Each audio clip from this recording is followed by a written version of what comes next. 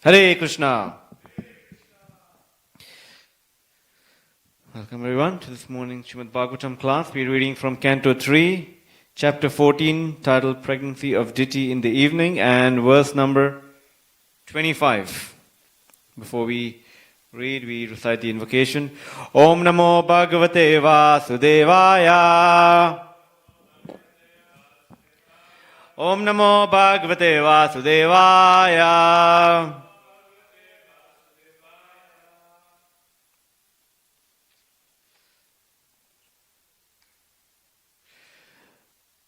Smashana Chakra Nila Dhuli Dhumra Vikarna Vidyota Jata Kalpaha Bhashma Vaguntmala Rukmadeho Deva Tribhi Pashyati Devarastehe Smashana Chakra Nila Dhuli Dhumra Vikirna Vidyota Jata Kalpaha Bhashma Vanugantamala Rukmadeho Deva Tribhi Pashyati Devarastehe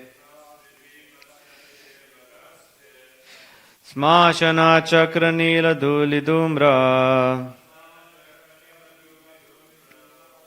Vikirna Vidyota Jata Kalapaha Bhashma Vaguntamala Rukmadeho Deva Tribhi Pashyati Devaraste.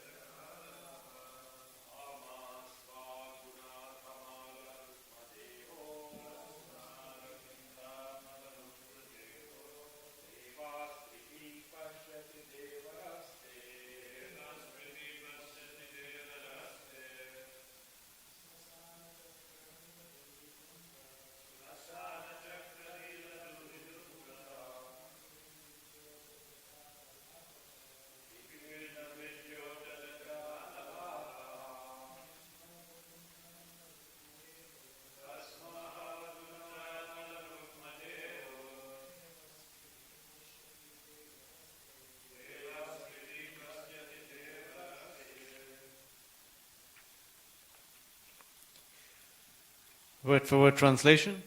Smashana, burning crematorium. Chakranila, whirlwind. Dhuli, dust. Dhumra, smoky. Vikarna Vidyota, thus smeared over beauty. Jata Kalapaha, bunches of mated hair. Bhashma, ashes.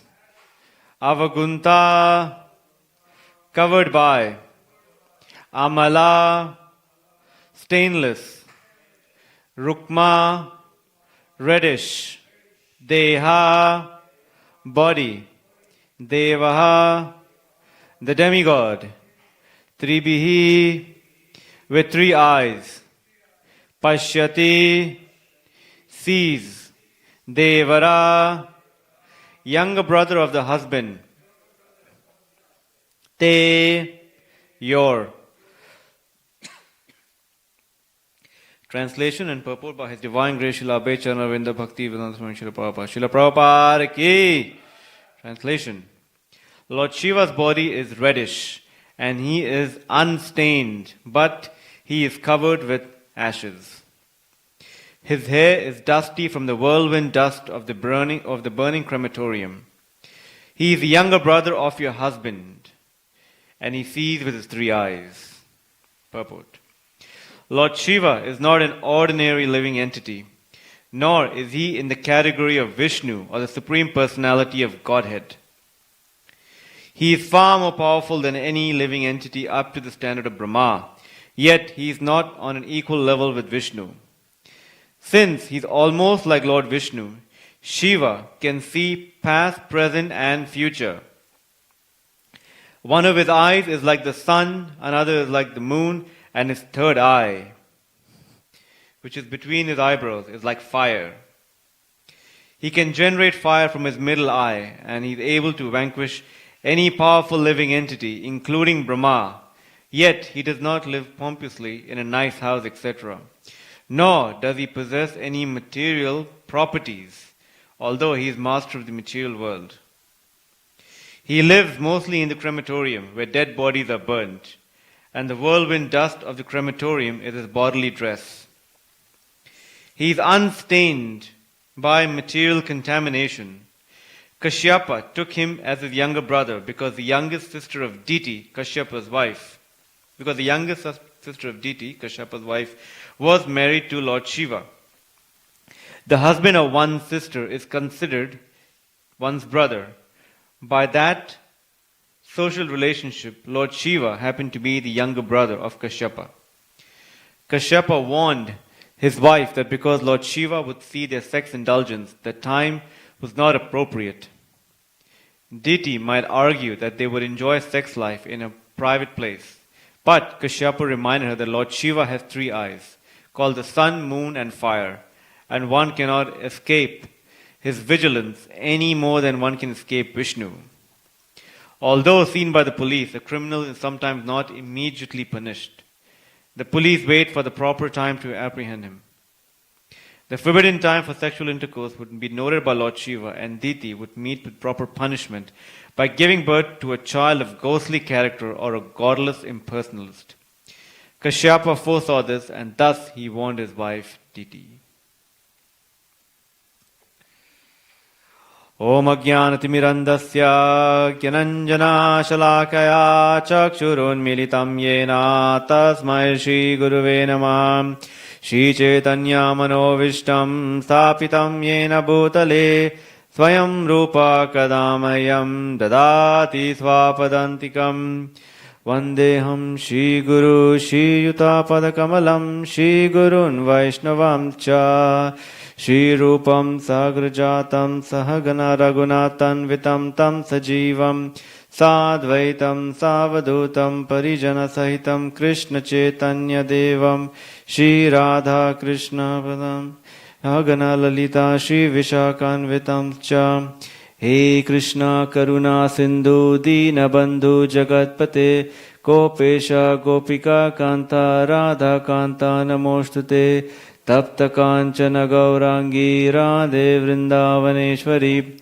Vrishabhanu Sute Devi Pranamami Hari Priye Vancha Kalpatirubhascha Kripa Sindhu Vaevacha Patitanam Pavanebho Vaishnavebhyo Namo Namaha Jai Shri Krishna Chaitanya Prabhu Nityananda Shri Advaita Gadadhara Shri Vasadi Gaura Bhakta Vrinda Hare Krishna Krishna Krishna Hare Hare Hare Rama Rama Rama Hare Hare Hare Krishna Krishna Krishna Hare Hare Hare Rama Rama Rama Hare Hare Hare Krishna Krishna Krishna Hare Hare Hare Rama Rama Rama Hare Hare.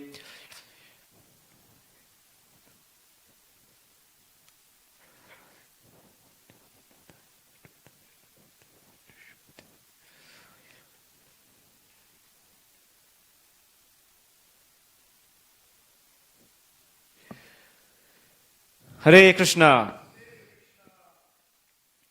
So read the verse again. It's Canto 3, chapter 14, verse number 25. I'll read the translation. Lord Shiva's body is reddish and he is unstained, but he is covered with ashes. His hair is dusty from the whirlwind dust of the burning crematorium. He is the younger brother of your husband, and he sees with his 3 eyes. So this series of verses that we're reading is where Kashyapa is trying to persuade his wife to just wait for the, an auspicious muhurta. So he's trying to be objective. A lot of times when when you're trying to reason with someone, it's always good to, present them the facts as it is. So that's what Kashyapa is doing, presenting the facts, so that, she'll be able to see the whole picture. How in this verse we also see, in one sense, the glory of Lord Shiva. We see quite a bit of contradictions. Like, even though he's the master of the material energy, but he doesn't live. He doesn't have a house to himself. And in fact, that's one of Mother Parvati's continuous complaints. Why can't we have a house? Even though you're the master of the material energy. So, again, this is to glorify Lord Shiva. And there are so many beautiful pastimes in the Bhagavatam that actually expound on this truth of Lord Shiva being the topmost devotee of the Lord Vaishnavam Yata Shambhu. So, there are a couple of points here, at least in the translation and also in the purport, that the glorification that's offered to Lord Shiva here, because we're seeing him, it's like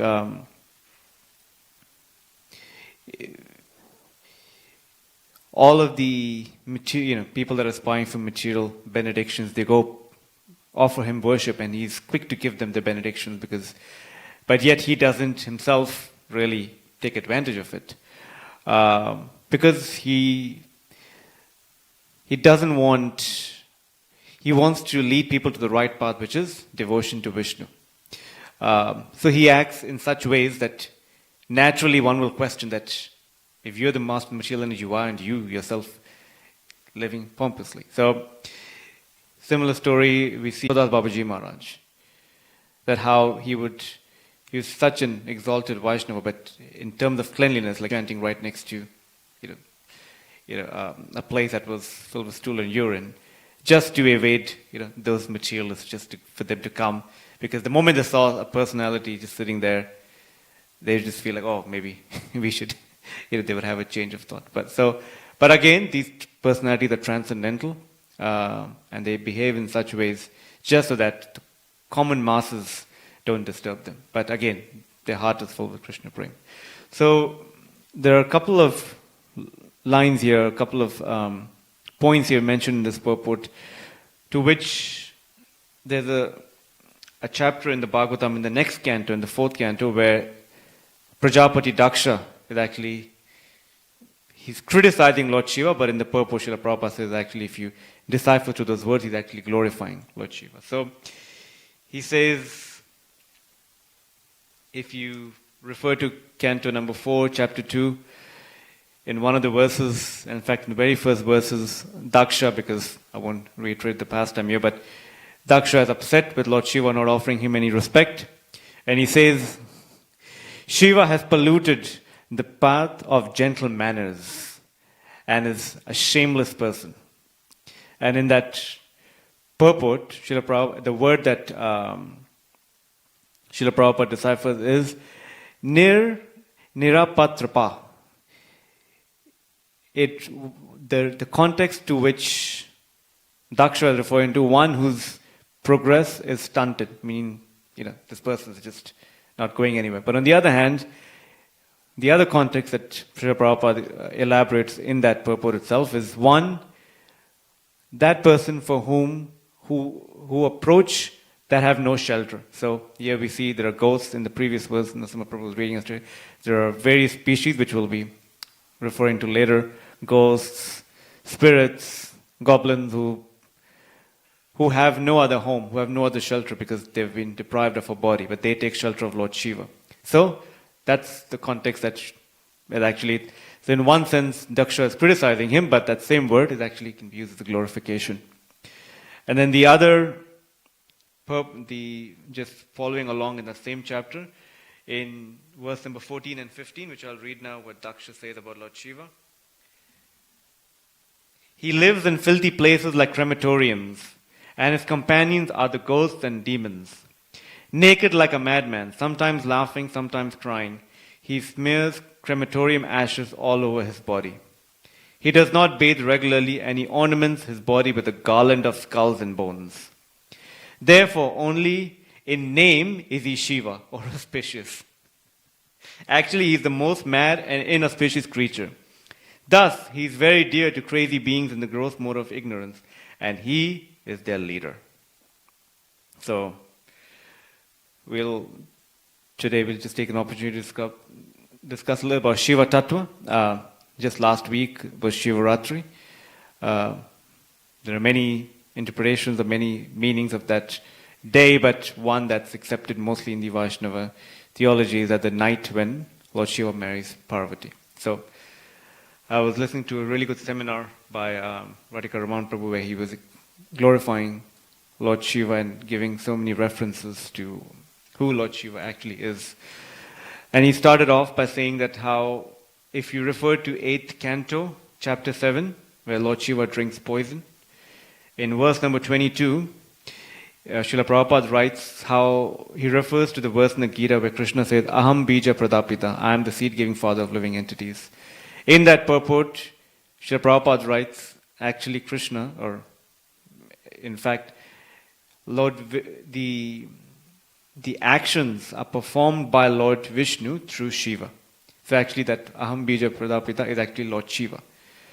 How that actually happens is that what we'll be discussing here. So, Lord Shiva, as we understand, is Krishna, but different. Krishna, as we understand through the Bhagavatam and other Vedic scriptures, especially presented to us by Acharyas, is that he's not that brick and mortar laying kind of God. Lord Krishna is in the spiritual world, and his concern is Mother Yashoda mad at me today? Where's Radharani at? What mischief are my friends going to be up to today? So, but again, obviously we know in an organization as well, if the leader is completely hands-off, completely aloof from the ground reality, that wouldn't go too far. It'll be a complete autocrat. I can't be someone sitting at the top and just saying, "Oh, okay, I want to be aloof." Well, you guys, get your hands dirty with all this stuff. So, Krishna knows the situation. So this situation is not unknown to him. So Krishna expands, as we understand, through Mahavishnu. And how does Mahavishnu create this universe? What's the first thing that he does? Yeah, he cleanses. But before that, what does he do? He breathes. So this is how much effort Mahavishnu has to do, just breathe, and the universes. And as Narasimha Prabhu mentioned, he glances. He glances at Maya Devi.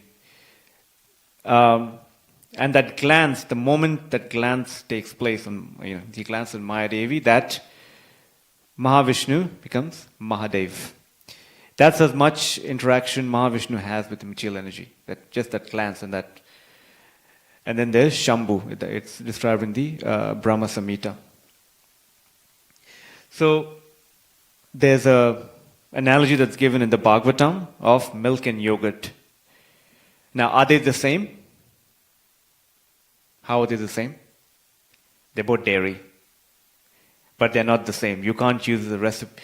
For example, if a recipe requires milk, you use milk. You can't use yogurt. They're not interchangeable. So that's where Bheda. They're same but different. Lord Shiva is in the category of Godhead. For example, in that whole umbrella of Godhead, you have the Purusha avatar, the Leela avatars, you have Mahavishnu, you have Shri Vishnu, and Shiva is also in that category of Godhead. Unlike Brahma and Lord Indra, and Ganesh, these don't belong to that category of Godhead. However, there's a difference. Krishna, Vishnu Krishna is the Supreme Personality of Godhead, where Shiva is not. So he comes under that umbrella of Godhead, but he's not the Supreme Personality of Godhead. Like how we are all the citizens of the state. We all have, we're citizens of this country, we're citizens of the state, but there are elected officials who are, we're not the mayor of the state or the premier of the state. So there's a difference between us and the premier. There's significant powers that, that distinguishes us from that person. So now Krishna can do everything that Shiva can, but Shiva cannot do everything that Krishna can. So now, if you really look at it, Shiva is the controller of the material world, and Krishna is, in one sense, the controller of the spiritual world, even though Krishna oversees both the material and the spiritual realms, but however, Shiva is the predominating deity in one sense of the material world.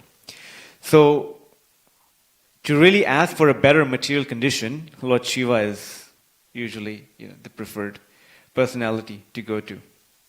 And he can also point us towards Krishna. So basically, for example, if we are in this state, or if we are in this prison house and we need a parole, if we need some sort of reference to get out, we'll obviously seek the person who belongs to the state. We can't go to the person in Western Australia. We can't go to the Premier of Western Australia or to Victoria. We'll rely on the person here. So this, whoever right now, Dominic Perota, he's going to help us get out, of this prison house or of this state, whatever we need. However, the keys to the spiritual world, Lord Shiva can let us out of the material world, but to let us into the spiritual world, it's Krishna's domain. So Shiva can point us in that direction. However, we need the mercy of Krishna and the devotees, and obviously our Guru Parampara, to actually let us in the spiritual world. So, Lord Shiva is actually, if you really study his character, if you study his pastimes, there are actually quite a lot of contradictions that we see in the nature of Lord Shiva. And that's obviously because it's there for a reason. He is one of his name. Now, who worships Lord Shiva in the Brihad Bhagavatam, which I'll refer to in a bit. In the very first section of the Bhagavatam, where Narada Muni is trying to ascertain who's got Krishna's mercy, and he goes to different people, and then he goes to Brahma, and Brahma says, you should go to Lord Shiva. And as he's walking up, he's heading towards Kailash, he sees, what we see generally, especially here that's mentioned, are, ghosts and, goblins and so, but actually yogis worship Shiva. The topmost of all yogis actually worship Lord Shiva. So, and his plan, at least as described in the Brihad Bhagavatam, the yogis are actually meditating on Shiva. And actually, what is Shiva meditating on? Who is he meditating on? Is Lord Sankarshan. And his devotee, his followers are actually all singing and chanting along with Lord Shiva the glories of Lord Sankarshan. So Lord Shiva is actually very contradictory, at least when we see his dealings in the material world. So here, as we were just reading a minute ago, of how Lord Daksha says he's Shiva in name only, but he's actually the most inauspicious person. So his name is Shiva, he's auspicious, the very name Shiva means auspicious, but who does he hang around with? The ghosts, goblins. He hangs out at the crematorium. At night, you'll see, obviously we read in this purport itself that, he's accompanied by ghosts and hobgoblins. How many of us would want to do that? Just if we had to be at a particular venue that was inhabited by ghosts and goblins, we wouldn't want to stay there for too long. But that's Lord Shiva's domain. He's giving them the association. He's giving them his association by which he wants to point them, he wants to bring them up to a higher understanding. Right? And I think in the previous verse, or in the verse, I think, or in one of the following verses, I can't remember, it described there's the ghosts basically come into existence by committing physical suicide, by giving up their bodies, and then the others, the spiritual suicide, where the Mayavadis who just want to merge in the existence of Brahman. So, you see Lord Shiva hanging out with such creatures, such personality that no one else would want to give them shelter, but he's so kind enough to give them his shelter just so that they'll be elevated to a higher position. So in one sense, he accepts rejects. You'll see even the snakes. The snakes have a shelter. At the end of the day, they go back to their little cave. But these ghosts and these creatures don't have anywhere else to go. So he's auspicious, but he hangs out with inauspicious beings. That's a contradiction. Yeah.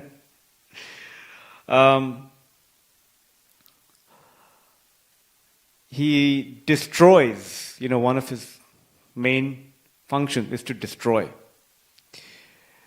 And how does he destroy? By dancing. What a cool way to destroy anything, to dance. When we think of destroying anything, we'll think of, all the equipment, all sorts of, machinery that'll come to, destroy if you want, let's say if you want to demolish a building. But here you see Lord Shiva just having his damru and, his rhythm of his feet, his nataraj, that's how he dances, and that's how, destruction actually happens. Now, in the Vedic sense, destruction is not viewed as an evil thing, as we may think of. Everything has its place and purpose. It's actually needed for, there's obviously creation, there's maintenance, and then there is destruction. In fact, this in the Hindu, dictionary today, or what we know of, is actually there's this word called Trimurti, Brahma, Vishnu, Shiva. Actually, this is not supported. I was listening to Radha Vinod Prabhu. He was saying this is not supported by Shastra. This word Trimurti came into existence only about 200 years ago when the British, when they were trying to convert, when the British came to India, they were on a mission to convert everyone to Christianity. So at that time, the Vedic society, somehow or the other, they wanted to find a way to communicate to the British that we are also like one of you. We're not, we also have a similar philosophy to you. How in Christianity you have the Trinity, like Father, Son, and Holy Spirit. They're like, we also have Trinity, Brahma, Vishnu, Mahesh. So, British like, okay. Now we can start talking.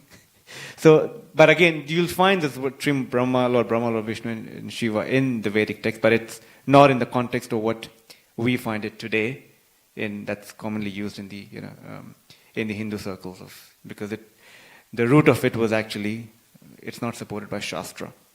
This is what I'd heard from Radha Vinod Prabhu. So, creation, does Lord Shiva create? From what we saw, yes. It's Lord Vishnu creating through Lord Shiva. He destroys. Does he maintain? Yeah. Where do we see this pastime of him maintaining? In the Bhagavatam.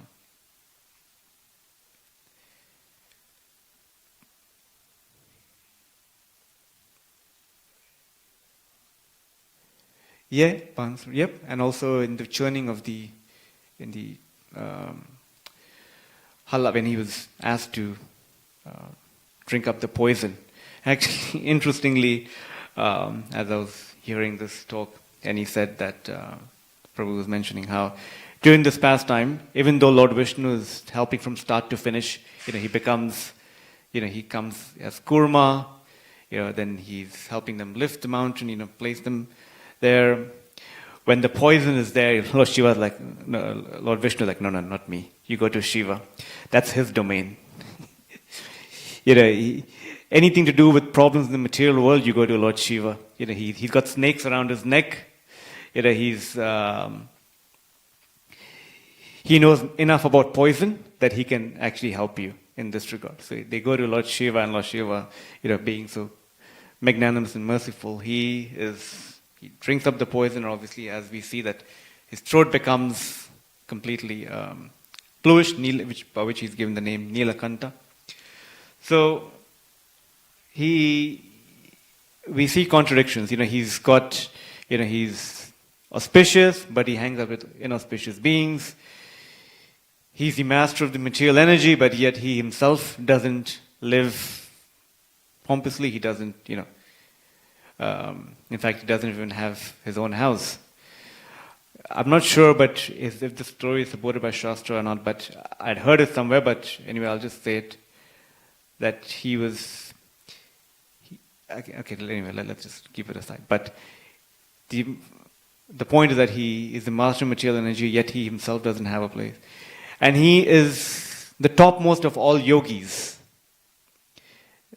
Now, in general sense, yogis are meant, they at least advocate or they exemplify celibacy.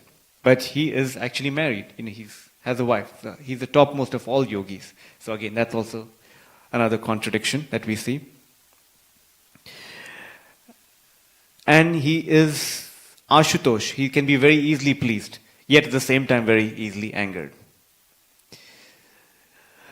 There's a story of... So, just going back earlier to the point that Lord Shiva is almost like Lord Vishnu, yet different. However, we see, to worship him in the material world, because he is the predominating personality in this material world, people go to him. We also can worship Lord Shiva, provided we worship him in the proper way. Amarendra Prabhu was saying that we worship, as Gaudiya Vaishnavas, yes, we worship Lord Shiva as Advaita Acharya, in the incarnation as Advaita Acharya. So, on the appearance day of Advaita Acharya, we honor him in that sense. However, the materialists worship him in an improper way. We see Ravana performing all sorts of austerities just to get his favor. In fact, there's another story in Krishna book, Bhasmasura, where he performs all these sacrifices, and the final thing that he wants to do is to chop off his own neck. And Lord Shiva comes, hey, what are you doing? And then Bhasmasura is like, and then Lord Shiva is very pleased by his prayers, and he's like, okay, I'll give you a benediction.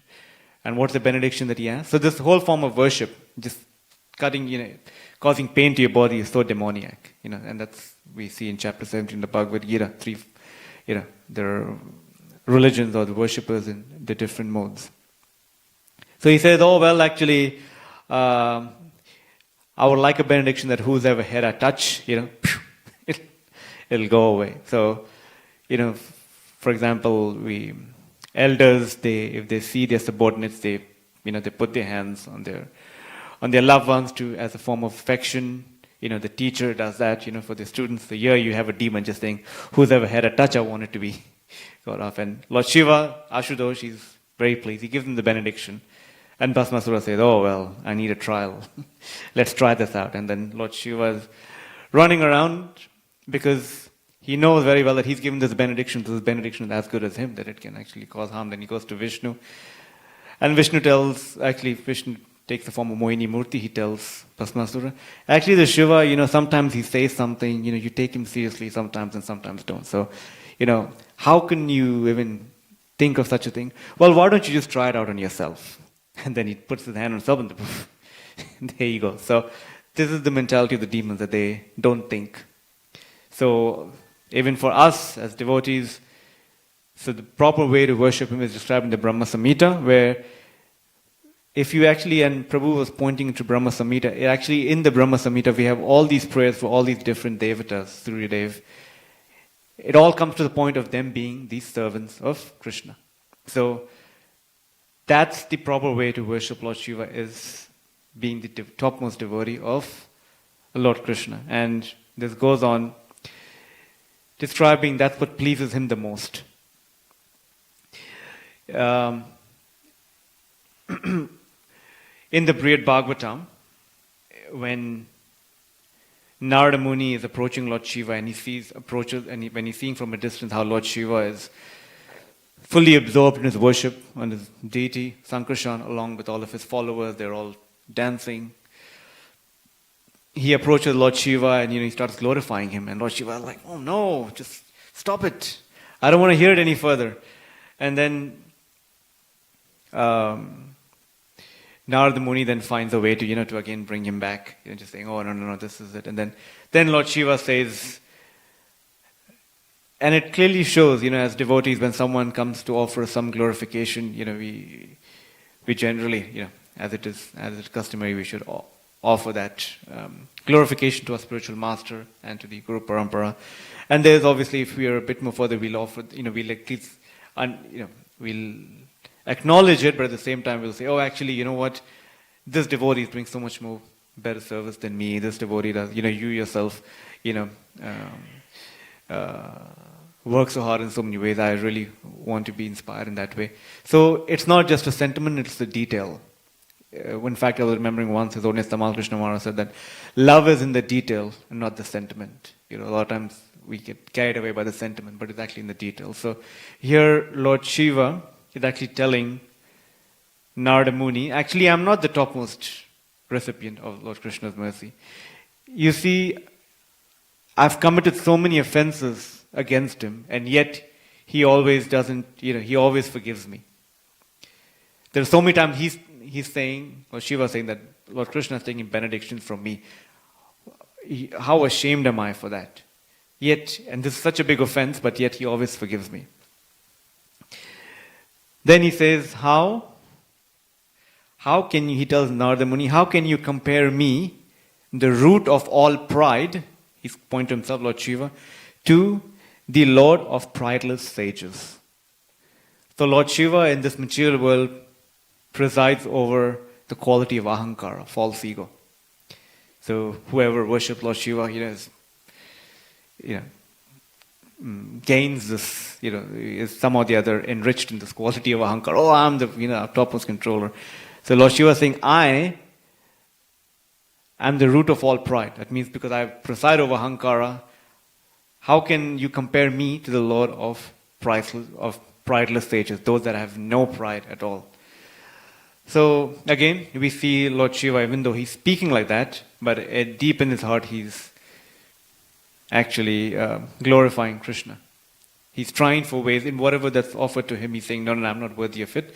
I've done, so many offenses. And here you're seeing most, where he said that I'm the root of all pride because he presides over ahankara. And how can you compare me to Krishna? And especially these prideless sages, to those personalities that have no pride. In fact, in the pastime of Mohini Murti, when Lord Shiva when he requests Lord Vishnu to appear as Mohini Murti because he wants to see that form that bewildered the demons, he goes, Lord Vishnu agrees to that, and then you see Lord Shiva, right, even though he's in the presence of his wife, he's completely bewildered by Mohini Murti that just totally runs after her. He has to pass through his disciples, everyone in the universe is just looking at, oh my God, what's happening? And after all of it is done, Lord Shiva comes back to Parvati and says, actually, I'm not ashamed at all. If something like that would have happened to me, if in the presence of my loved ones, if I were to act like that, I'd be just totally disgusted. But here you see Lord Shiva, actually, I'm not surprised. I'm not ashamed at all. Such is the glory of my master. So, when we understand how great our master is, how wonderful our Lord is, and we try to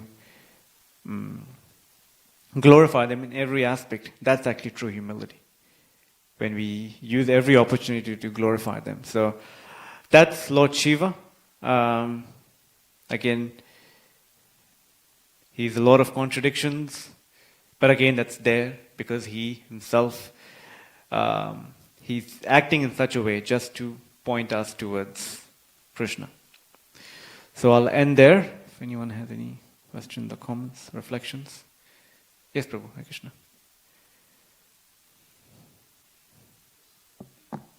Mm-hmm.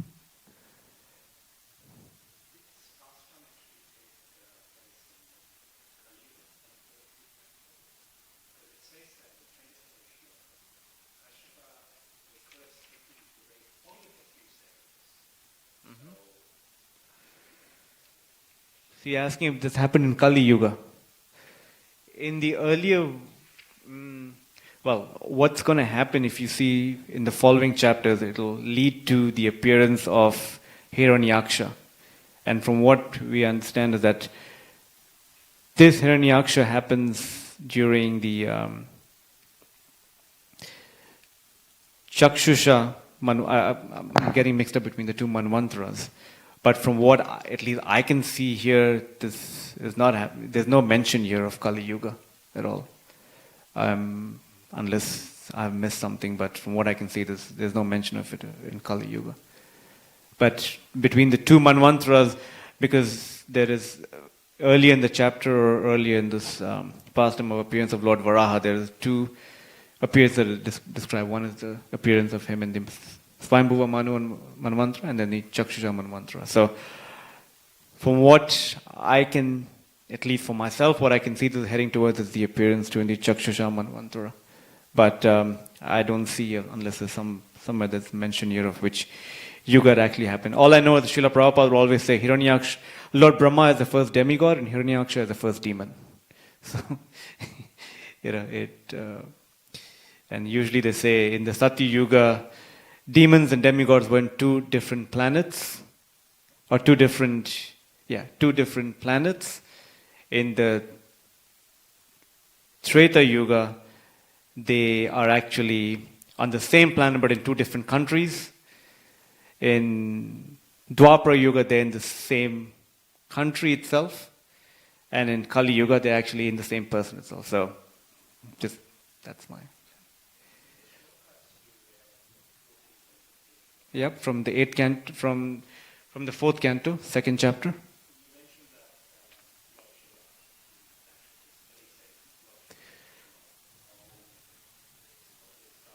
Yep.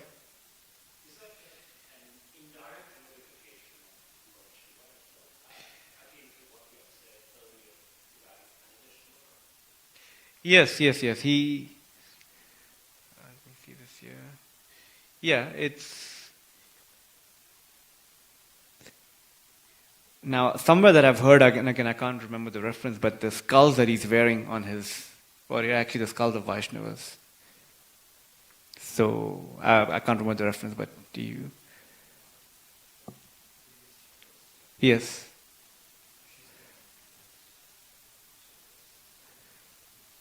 Oh, okay, yes, the skulls of his wife. And he smears the ashes of the Vaishnavas that have departed. So, yeah, there are many meanings. But yes, it's a glorification of Lord Shiva. Even though Daksha, if you read the purport in that, Srila Prabhupada says that, he's giving shelter to those. And in one sense, you can even see that for Srila Prabhupada. He came to the West, if you really read the Lilamrita. There are all kinds of drug addicts and everyone else that are just giving him way to go up, the stairs there, even though they would behave very, in different, in a very obnoxious manner with other people. With Srila Prabhupada, they offered him respects, and Srila Prabhupada was sitting there with them in the Bowery. He's allowing them to serve him and obviously serve Lord Chaitanya, and obviously by his association they got elevated. So that's the glory of Lord Shiva. Just by being with him, they get a higher, if everything else fits in that equation, then they'll obviously get a higher birth, or they'll be able to come to the understanding of, of spiritual life, which they wouldn't get. So he likes those kind of people.